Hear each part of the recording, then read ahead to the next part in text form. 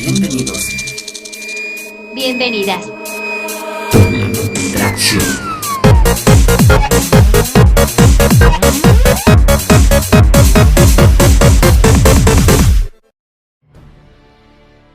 Estamos de vuelta, listos para entrarle con la doble tracción a las elecciones por el directorio de la Federación de Estudiantes de la Universidad de Costa Rica, y estamos con la candidata a la presidencia del directorio por parte del partido organizante, María Fernanda Quiroz Moya, quien es estudiante de Filosofía y Enseñanza de la Filosofía. María Fernanda, ¿qué tal? ¿Cómo está? Bien, ¿usted? Bien, gracias. Vamos a iniciar este examen con la primera parte, que es un asocie. Empecemos con la primera pregunta de asocie, que es Henning Jensen Pennington. Vendedor de la educación pública. Ana Catalina Chávez. Administradora del ajuste. Administradora del ajuste. ¿Ok? Ella es la actual presidenta de la FEUR. Gustavo Gutiérrez Espeleta. Una nueva esperanza para muchas personas en la universidad. Hay que ver qué sucede. Okay. El nuevo rector de la UCR que asumió recientemente, bueno, este año. Juncos. Un programa de acción social. Bueno, los Juegos Universitarios de Deportes, ¿verdad? CEP, con S. SEP. Algún programa de investigación de la universidad. Bueno, el sistema de estudios en posgrados, ¿verdad? Renace. Renace. Esa no la sé. Ok, a veces hay que dejar en blanco, no se preocupen los exámenes. Renace es el programa que tiene la UCR de Alcohólicos Anónimos, que está abierto para docentes, administrativos y también estudiantes. SE. SE. El Consejo Superior Estudiantil. Ok, Comisión Instructora Institucional. Comisión Instructora Institucional. No, esa tampoco. Ok, esa es la comisión que se encarga de atender todas las denuncias de estudiantes contra profesores que no sean de hostigamiento sexual. O sea, por un abuso de poder, por una mala nota, ¿verdad? Ese tipo de cosas. Denuncias disciplinarias. Comisiones institucionales, en general. En general, pues que hace falta bastante injerencia de estudiantes. Ok. Recinto de Golfito. Recinto bastante olvidado por la universidad. Ok. Bueno, el recinto ya como que no existe porque se modificó a la sede del sur, ¿verdad? Sedes regionales, en general. En general, que es necesario acabar con la descentralización que hay en Rodrigo Facio. Ok. Comisión de enlace. Es una comisión que realmente no funciona, o sea, el estudiantado no se ve representado en la comisión de enlace. Ok. Esta es la comisión que se encarga de negociar el Fondo Especial para la Educación Superior, donde hasta la última negociación fue que la representación estudiantil de CONARE, digamos, de las universidades públicas, tuvo un puesto de voz ahí. Claro, mediación virtual. Mediación virtual, un montón de problemas, un montón de complicaciones que les estudiantes no necesariamente se ven con todas las condiciones óptimas para llevar mediación virtual. Pasamos a la parte 2 de este examen, que es falso y verdadero. La evaluación docente debería ser obligatoria para todas las unidades académicas. ¿Falso o verdadero? Verdadero. Ok. ¿Cómo pretenden lograr eso? Porque 30% de las unidades no hacen evaluación según el Centro de Evaluación Académica. Claro, también, al menos yo lo he visto en mi unidad académica, que a veces lo que sucede es que por más que se evalúe a algunas personas docentes, al ser como vacas sagradas, no se les hace nada, a pesar de que los estudiantes les evalúan con una mala nota. Entonces es muy necesario reevaluar ese sistema para que realmente lo que las personas estudiantes ponen en las evaluaciones sea tomado en cuenta y que no sea nada más como ponerlo en check. Es necesario entonces ver alguna especie de forma de poder reevaluar y bueno, eso, que podamos tener realmente injerencia. Pero ¿y qué consecuencias podría haber con un docente o una docente que salga mal evaluado si está en propiedad?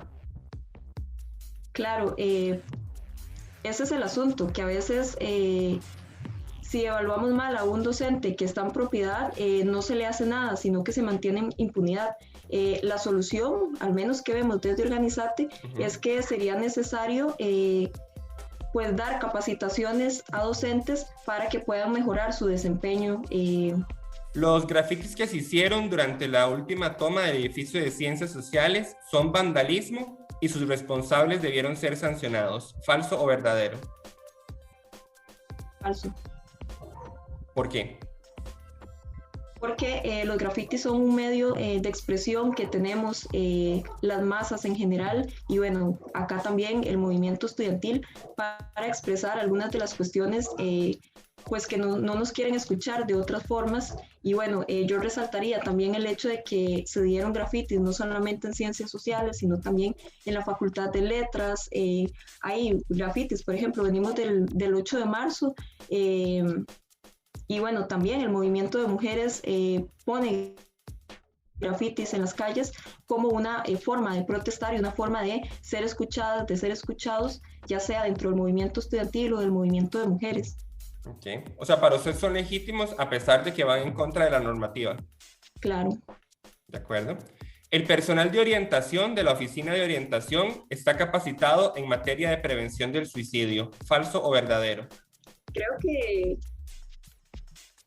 tienen algún grado de capacitación, pero sí es necesario capacitar mucho más, porque bueno, es un tema delicado y bueno, además de eso, muchas veces sucede que el personal de orientación está bastante saturado justamente por la precarización laboral y no puede dar abasto con toda la lista de personas que necesitan atención psicológica. Entonces, 55% del personal de la Oficina de Orientación de la UCR no tenía ni una sola capacitación en suicidio al 2018. La otra mitad lo que tenía era una capacitación, pero entiéndase un foro sobre el tema al que habían asistido, un conversatorio, etc.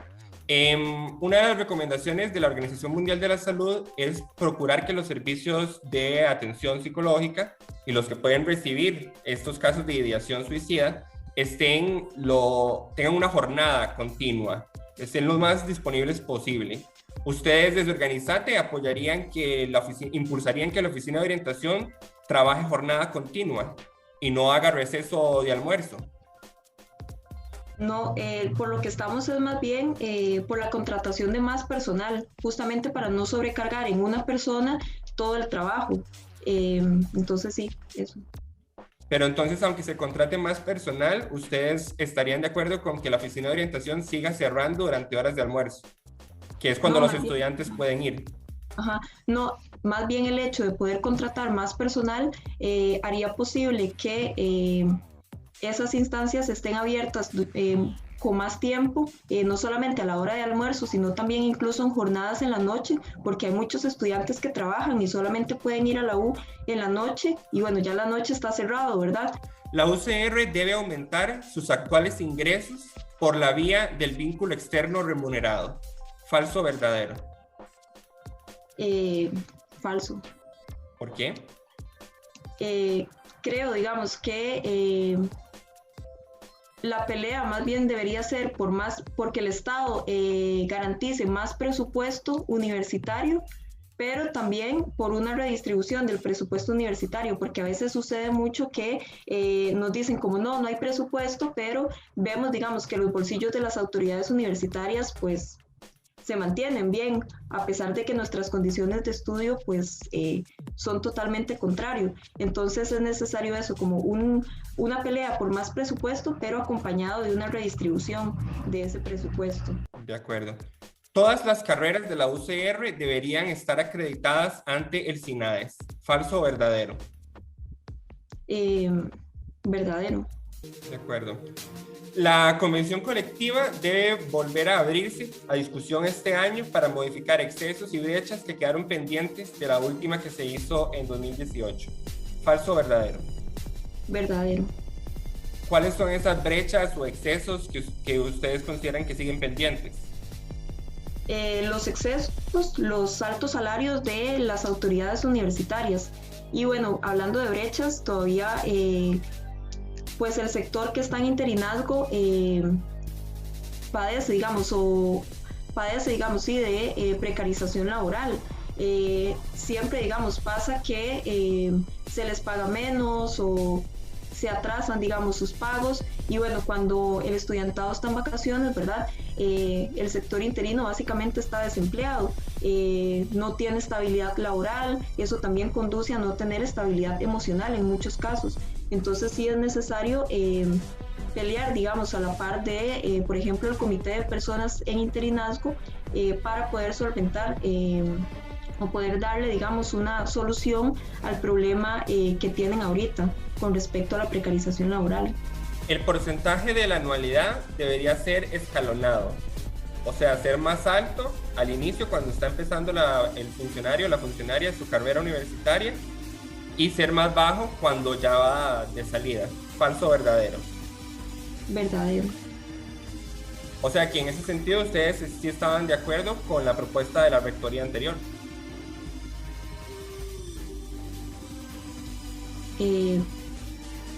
No. Porque la propuesta de la rectoría Jensen Pennington era anualidad escalonada, pero esa anualidad no se logró convenir con el SINDEU. Uh-huh. Ah, ok, no, disculpe. No, más bien debería ser lo contrario, falso. ¿Qué es lo contrario? Ajá, aumento de las anualidades. Pero entonces Organizante está de acuerdo con que una persona que ya es catedrática, que ya tiene varios años, cuando digo varios años me refiero a más de una década, ¿verdad? Y que su salario sigue siendo, o sea, claramente ha aumentado por su paso en la universidad, que su anualidad aumente. Ajá, en los primeros años, pero ya luego debe llegar a un punto en el que no puede seguir aumentando, justamente porque si no estaríamos cayendo pues en esta brecha, digamos, de que hay catedráticos que ganan millones, ¿verdad? Y el sector interinazgo que gana un salario bastante precarizado. Entonces, claro, digamos, debe haber algunos años en los cuales pueda aumentar, pero luego tiene que llegar como a un límite. Okay. Bueno, pero eso se parece mucho a la propuesta que tenía la rectoría Jensen Pennington, que era justamente que empezara alto, porque los salarios de la UCR tienden a ser bajos cuando un funcionario comienza, y empezar a disminuir conforme el salario de la persona está aumentando. La anualidad debe ser un monto fijo y no un porcentaje que se calcula sobre el salario consolidado, es decir, sobre el salario base más todos los otros componentes, incentivos que conforman la remuneración final. ¿Falso o verdadero? Apostaría más bien a que fuera fijo. ¿Pero fijo de monto o fijo de porcentaje? Fijo de monto. Ok. O sea que la anualidad, si va a ser 1,000 pesos, estoy exagerando, ¿verdad? Pero si va a ser 1,000 pesos para alguien que acaba de entrar, que también sea 1,000 pesos para alguien, una de las vacas sagradas, por ejemplo. Uh-huh. De acuerdo. La normativa de la UCR debería prohibir relaciones románticas entre estudiantes y docentes. ¿Falso o verdadero? Verdadero. Ok. La UCR conoce su número de madres y padres estudiantes. ¿Falso o verdadero? Falso. correcto. En estos momentos ni la UCR ni becas conoce cuántos padres o madres estudiantes tienen su población, a pesar de que tener hijos o hijas jóvenes tiende a ser un factor que influye en la deserción estudiantil, ¿verdad? Pasamos entonces a respuesta breve, parte 3. Ahora sí, cupo apertura de mente, Fernanda. ¿Cuáles son los dos principales fallos que Organizate corregiría de la administración Jensen Pennington? ¿Y cuáles son dos aciertos que mantendrá o mejorará de esa administración? Primero, bueno, la impunidad que mantuvo con respecto a las vacas sagradas cuando se trataba de casos de acoso sexual. Luego, con respecto a lo que fueron las negociaciones del FES, que bueno, siempre fueron, ¿verdad? A puerta cerrada, solamente negociando, digamos, con una minoría, y bueno, el resto de la población estudiantil no se vio representada en esas negociaciones. Y bueno, la verdad es que de aciertos no sabría qué decir, no vería, al menos ahorita no se me ocurre ninguno. Ok, en 8 años no se le viene a la mente ningún acierto. De acuerdo. Ahora sí, vámonos al nivel estudiantil. ¿Cuáles son los dos principales fallos que ustedes corregirían de la administración de Alternativa, que es el partido que está en poder actualmente en la FEUR?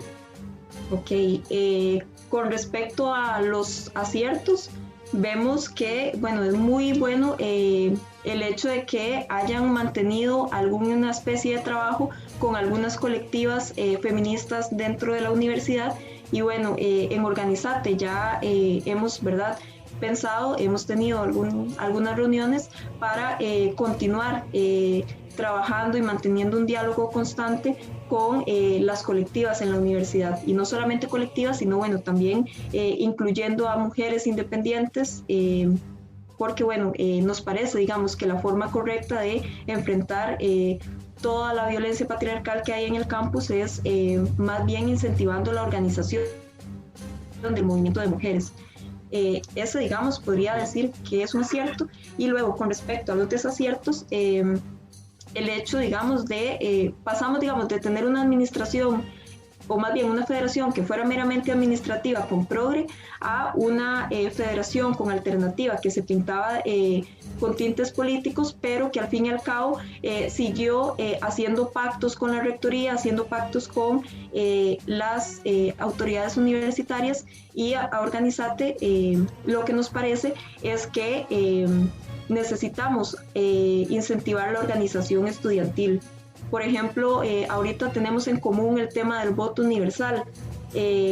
La diferencia es con respecto a cómo lo vamos a llevar adelante, que vemos, digamos, que Alternativa solamente quiere, digamos, impulsar este derecho a través de hacer pactos, a través de hacer pactos con autoridades universitarias, pero desde Organizate lo planteamos más bien que este derecho lo vamos a obtener a través de la organización estudiantil. Según datos del Centro de Evaluación Académica, 1/3 de los planes de estudio de la UCR para 2018 no se actualizaban desde hace más de 20 años, a pesar de que el estatuto dice que las unidades tienen que hacerlo cada 5. ¿Cuál es una medida concreta que tomaría Organizate para cambiar esto sin irrespetar la autonomía de las unidades académicas? Claro, un poco lo que respondía anteriormente. Lo primero es justamente reunirse con las personas estudiantes para ver justamente qué de su plan de estudios es necesario cambiar, porque a veces pasa, también un poco con mi unidad académica pasa, que las autoridades se ponen a ver cuál es el plan de estudios correcto, pero las voces estudiantiles no se escuchan, o si se escucha nada más lo que piensa una persona estudiante y listo. Pero por eso insistimos mucho en que es necesario crear espacios donde podamos dialogar directamente con estudiantes para ver cuáles son las necesidades que tienen, qué es lo que le quieren cambiar al plan de estudios o qué es lo que quieren mantener. Y bueno, a raíz, digamos, de lo que se genere en esos espacios, poder elaborar una propuesta que no solamente salga de 10 personas, sino pues que salga de la mayoría estudiantil. De acuerdo. Según datos de registro, los horarios nocturnos de la UCR no han variado de representar alrededor de un 20% del total de los horarios por al menos media década. ¿Cuál es una medida concreta que tomaría Organizate para cambiar esto sin respetar la autonomía de las unidades? O si consideran que es suficiente ese porcentaje de horarios nocturnos. No, más bien es totalmente insuficiente ese porcentaje de horarios nocturnos. Vemos incluso que también dentro de la juventud universitaria cada vez más las personas tienen que salir a trabajar, especialmente, ¿verdad? Ahorita en pandemia que ha afectado a familias de clase trabajadora, hay desempleo, hay reducción de jornada laboral, reducción de salarios y bueno, la juventud tiene que salir también a trabajar. Ya sea para mantenerse a sí misma o para ayudar dentro de sus hogares. Y bueno, para eso es necesario aumentar los horarios nocturnos a través de una apuesta, digamos, por acabar con la precarización laboral, porque si no contratan a docentes interinos, inmediatamente vamos a tener menos cupos, menos cursos. En cambio, una contratación de más docentes interinos de manera pues más estable permitiría poder también aumentar los cupos, aumentar los cursos y bueno, eso también nos llevaría a tener muchísimos más cursos, muchísimos más horarios que sean nocturnos. Pero, ¿y si la persona docente no desea dar horarios nocturnos? Yo no sé si Eso pasa. En la unidad Ajá. académica donde yo estaba, eso pasaba, digamos. Ajá. Claramente es prerrogativa de la dirección decirle, usted va o va.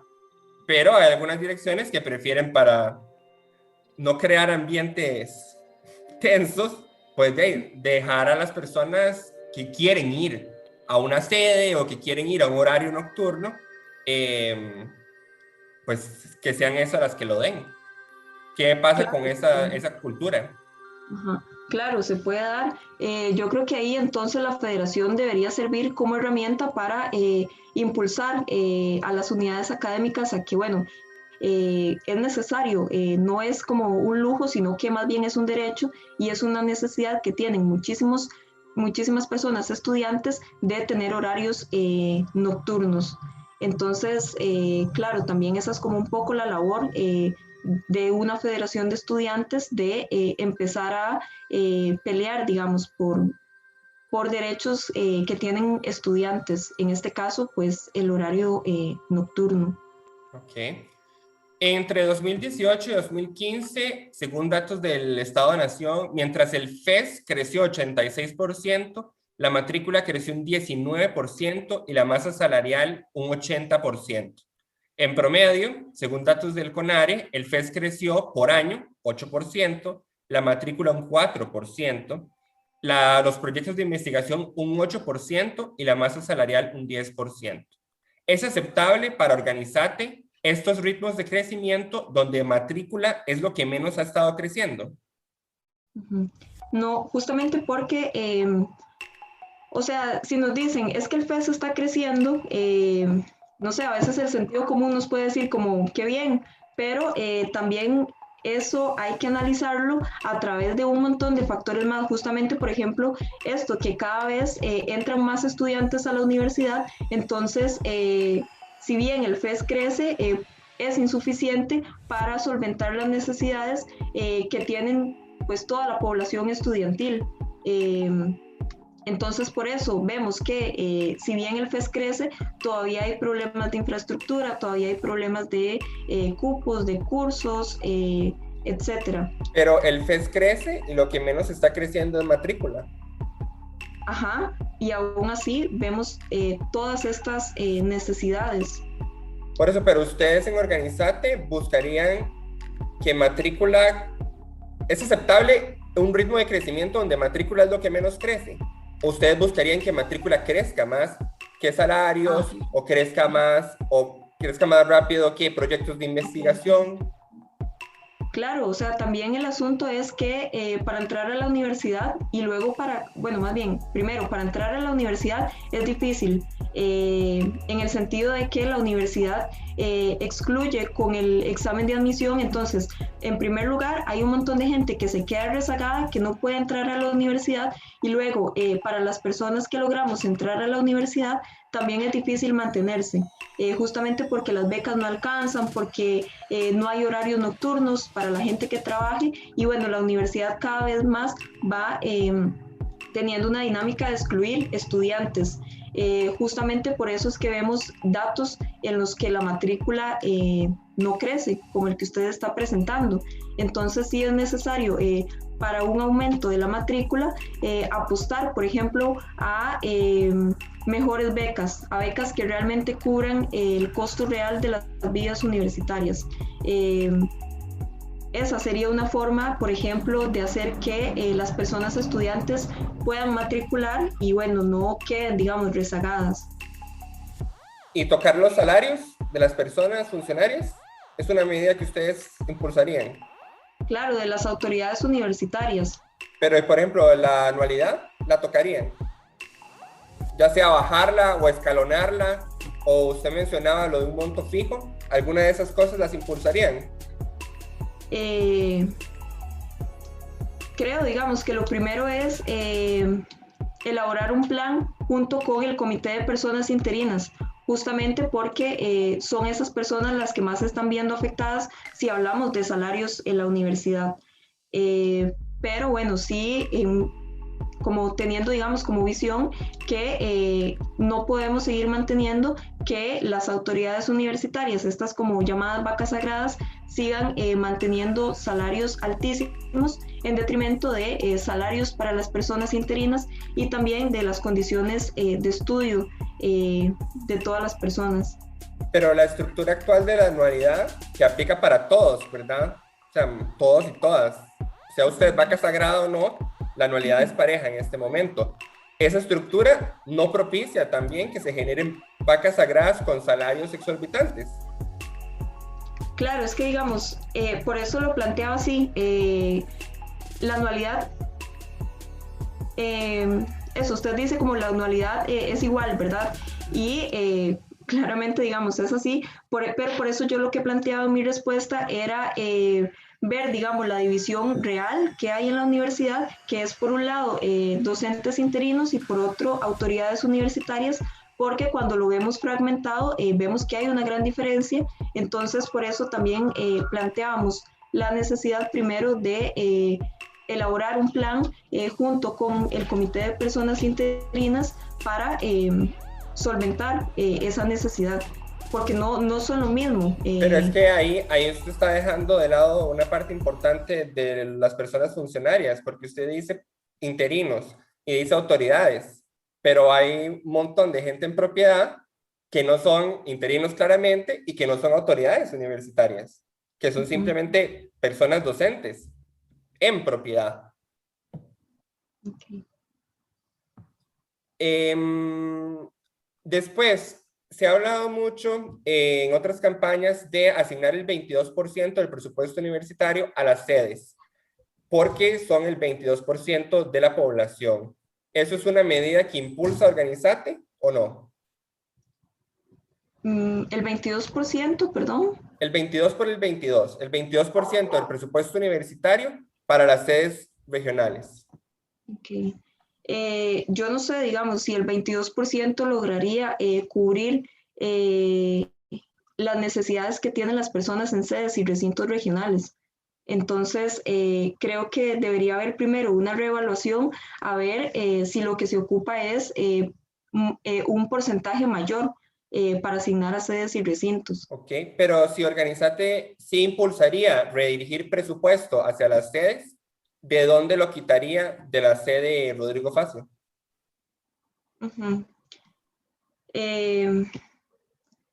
Yo creo que eso, lo primero es pelear por más presupuesto, porque ya vemos que el que hay no es suficiente, y luego poder tener la redistribución presupuestaria descentralizada.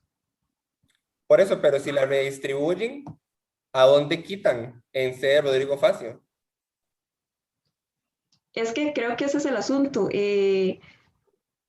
No podemos jugar, digamos, con el monto que hay actualmente, sino que más bien hay que aumentarlo.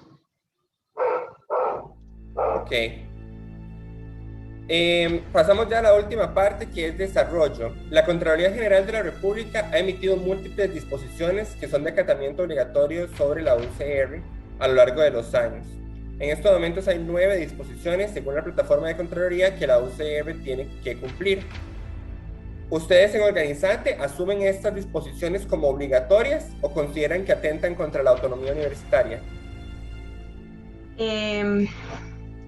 Para serles sincera, no tengo claro cuáles son todas las disposiciones, pero de entrada podría decir que no creo, digamos, que por ser una disposición deba ser acatada inmediatamente, sino justamente apelando a tener una autonomía universitaria, tenemos que ver, digamos, qué le conviene más a la universidad y no necesariamente acatar lo que venga por parte del gobierno.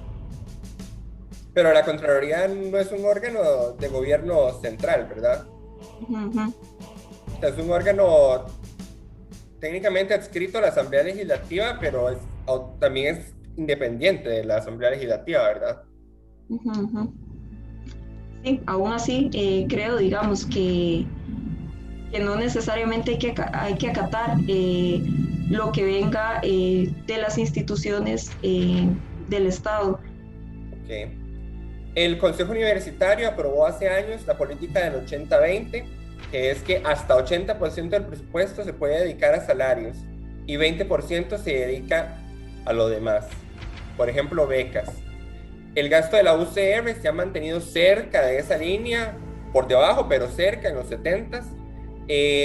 ¿Ustedes consideran que esa distribución presupuestaria es adecuada o consideran que hay que modificarla de alguna manera? Creo que debería haber una modificación de acuerdo. Eso, le comentaba más antes, ¿verdad? El hecho de apostar bastante a organización estudiantil, a tener espacios en los cuales todas las personas puedan sentirse representadas y bueno, justamente a través de esos espacios ver si es necesario hacer alguna modificación y si es necesario hacer una modificación, ¿de cuánto? Ok. Ahora, hablando de autonomía universitaria, la Rectoría de la UCR, a raíz de la discusión de la reforma al empleo público, se comprometió a desarrollar ellos y ellas mismas una propuesta de reestructuración salarial. Sin embargo, durante todo este tiempo, la UCR no ha universalizado la evaluación académica ni administrativa. Hay unidades que no fueron evaluadas durante el año 2020, donde se virtualizaron los cursos. La UCR no fue la que eliminó el escalafón por iniciativa propia, sino que fue por un mandato de la Sala Constitucional. Tampoco bajó la anualidad por iniciativa propia, sino que optó por bajarla por la reforma fiscal y está en trámites legales saber hasta dónde de verdad tiene que acatar la reforma fiscal. Entonces, con este historial, donde realmente las modificaciones al régimen de empleo universitario han venido de otros mandatos, ¿verdad? Mandados por otras instituciones, ¿qué garantía tienen las personas costarricenses de que la UCR va a tomar medidas para reformar el empleo público de su sistema? Uh-huh. También lo que pasa es que todas esas reformas se han dado por arriba. No es, digamos, a través de impulsar organización estudiantil en conjunto con trabajadores y trabajadoras de la universidad. Entonces, por eso insistimos, vuelvo, ¿verdad? A lo mismo, apostar a la organización de estudiantes, apostar también a tener espacios espacios asamblearios a donde podamos discutir de manera permanente y bueno, justamente que sean las personas estudiantes y trabajadoras quienes vayan a impulsar las reformas que sean adecuadas, sino que se dé por arriba. Ok. Ahora, para finalizar, en 2018, una estudiante que formaba parte de Organizate y de Organización Socialista, que es la agrupación a la que varios de sus militantes pertenecen, acusó a un compañero militante de acoso sexual y también acusó a la agrupación por desatender su acusación. Nosotros cubrimos el caso y en ese momento Organizate no envió, la Organización Socialista envió un representante a la entrevista. ¿Qué tiene que decir usted sobre ese caso 2 años después de que sucedió? ¿Y cuál es el protocolo actual de Organizate para tramitar una acusación de hostigamiento sexual entre sus militantes? Claro, bueno, yo también soy militante de Organización Socialista Revolucionaria y la verdad es que yo nunca milité con esas personas, entonces también para mí es un poco, digamos, difícil porque yo no estuve, digamos, en ese momento, entonces, para empezar, ¿verdad? Quería aclarar eso. Luego también, a nivel, digamos, de grupo, la verdad es que nosotros y nosotras sí creemos que esta persona... Marina fue una persona que llegó a acosar a la otra persona, que, bueno, prefiero no decir el nombre. Sí, digamos, yo le creo totalmente, no tengo ninguna duda de que haya hecho algo, no me importa qué, pero lo hizo, ¿verdad? El asunto es que eso también se salía, digamos, de nuestras manos porque las personas no eran, digamos, cuando sucedió, viendo, digamos, fechas, no eran, digamos, militantes ni de Organización Socialista en ese momento, ni tampoco de Organizate, entonces también era un poco difícil porque no se sabía, digamos. Nos dimos cuenta mucho tiempo después.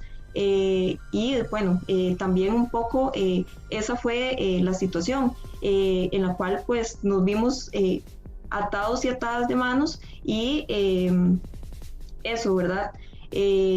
Luego con respecto a qué podemos, ¿verdad?, hacer en un caso que se dé actualmente, yo creo que también de los errores se aprende y ahora tenemos muchísimas más herramientas con las cuales podemos enfrentar un caso de acoso sexual, ya sea dentro del partido o a nivel exterior. Entonces sí, tenemos, digamos, ya elaborados documentos, tenemos también como estructuradas herramientas, ¿verdad?, que han sido discutidas con las personas del partido y bueno, que también están a disposición de las personas a lo interno y bueno, también que nos ayudarían a prepararnos también para dar acompañamiento hacia lo externo. Pero usted dice que se aprende de los errores. ¿Cuál fue el error que cometieron entonces con ese caso de la estudiante que les denunció en 2018? Ajá, claro. ¿Cuál fue el error? Ajá, pues no habernos dado cuenta de qué era lo que estaba sucediendo. Como le digo, nos dimos cuenta después. Y bueno, también funcionó un poco que ya las personas no eran militantes, entonces se dificultó todo ese proceso, pero bueno, aún así... ¿Pero ustedes consideran que se le dio el acompañamiento adecuado a la persona denunciante?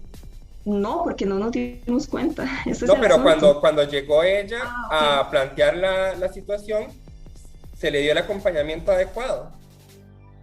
En el 2018 se refiere. Correcto. Ajá. No, porque la persona no quería que se le brindara ese acompañamiento.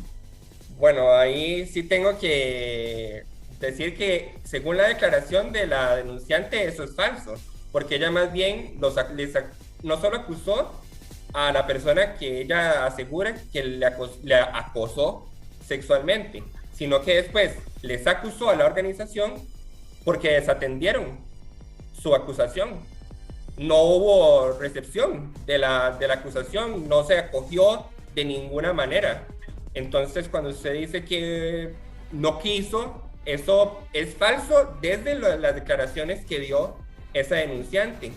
Y dentro de su papeleta hay todavía personas que estuvieran involucradas en ese caso, ¿verdad? O sea, hay todavía militantes que fueron parte de eso. De hecho, si no me equivoco, la expareja de la denunciante, que era parte también de Organizate, sí, está en papeleta en esta vuelta electoral. Hasta donde yo tengo entendido, esa persona que está en papeleta no tiene ninguna acusación, entonces... No, pero él fue parte de la organización cuando esta persona denuncia que se desatendió su acusación. Ajá, porque claro. aquí quiero dejar claro que son dos cosas. Acusación sexual solo hay contra una persona, que es esta persona Marina, punto y aparte. Pero también la compañera acusó a la organización por no atender su denuncia, ¿verdad? No acoger no darle atención a la denuncia. Y hay compañeros y compañeras en su papeleta actualmente que fueron parte de la organización cuando no se le dio la atención que según esta compañera denunciante esperaba que se le diera. Ajá, entiendo. El asunto es eso. Le decía anteriormente que la agrupación se dio cuenta mucho tiempo después. Entonces... No, pero de la denuncia no. De la denuncia se dio cuenta cuando ella fue a plantearla. O sea, el hecho pasó en tal fecha, no Exacto, sé. Ajá, exacto. el hecho pasó en tal fecha. La organización no se dio cuenta de lo que sucedió. Se dio cuenta muchísimo tiempo después, ante lo cual ya esa persona no quería que se le brindara acompañamiento, sino que ella lo que estaba planteando era la denuncia. Pero bueno, no quería, digamos, tener acompañamiento. Bueno, como le digo, ya ahí eso difiere de las declaraciones que ella había dado, ¿verdad? Y si bien puede ser que la organización, eso ya es una elección de la organización, no dar trámite a una denuncia de alguien porque ya no forma parte de su militancia, también pudieron haberla redirigido al INAMU, al sistema interno de la UCR, la Comisión contra el Hostigamiento Sexual, entre otras cosas, ¿verdad? O sea, el acompañamiento no tenía que ser necesariamente darle trámite dentro de su estructura. Pero creo que con eso estaríamos. Muchas gracias a María Fernanda Quiroz Moya, estudiante de Filosofía y Enseñanza de la Filosofía, candidata a la presidencia del directorio de la FEUR por parte del partido Organizate. Ahí la nota del examen no se la damos nosotros, sino que se la dan en 2 semanas con los resultados de las elecciones. Muchas gracias. Muchas gracias.